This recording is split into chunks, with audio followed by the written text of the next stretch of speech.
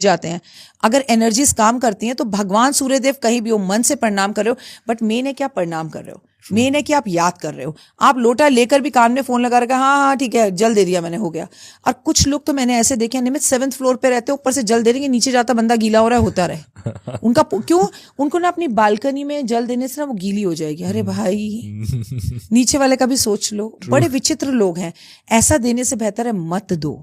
Sunday में हफ्ते में एक बार जल दे दो, जिस दिन उनका दिन है, वो ज्यादा बेटर है।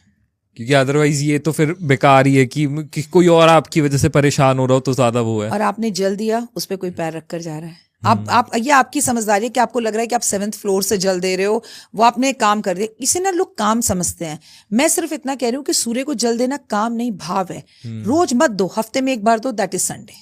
और हम ना मैम मॉर्निंग रूटीन्स की बात कर रहे थे अभी, क्या चीज़ें करनी चाहिए।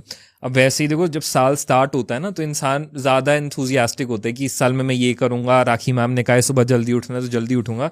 But January is the time, peak ठंड का वक्त, और वहाँ पे जो लोगों को सबसे ज़्यादा प्रॉब्लम लगती है उठने के बाद, that is going and taking a shower. सुबह सुबह नहाने जाना एक बहुत बड़ा चैलेंज होता है। तो वो लोग जो नई जो हैबिट में होते हैं कि 3-4 दिन में एक बार नहा रहे हैं, 2 दिन में एक बार नहा रहे हैं, क्या उनको ये चीज़ बदलनी ज़रूरी है या वो भी चलेगा कि चलो नहीं भी?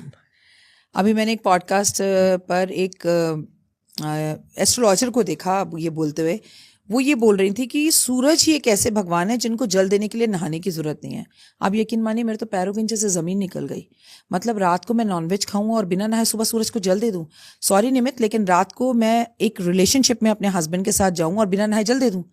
मतलब मैंने कहा ये कह भी कैसे सकती हैं ऐसी बात, और ये कह कैसे रही हैं, ये इनके मुंह से निकल गया या गलती हो गई। ये बड़ा शॉकिंग था मेरे साथ।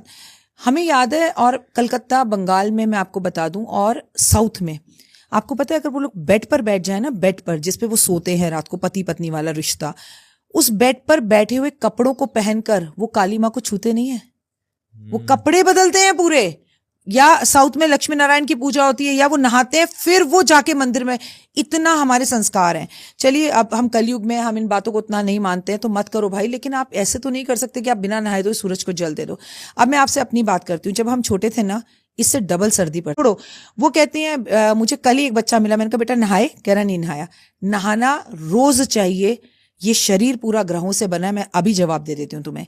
सबसे ऊपर सूर्य, हमारी आंखें हमारे चांद, हमारे कान हमारी बुद्धि, हमारा बुध ग्रह, हमारी वाणी हमारा राहु, अच्छा गलत, हमारा पेट हमारा गुरु, हमारे पैर हमारा शनि।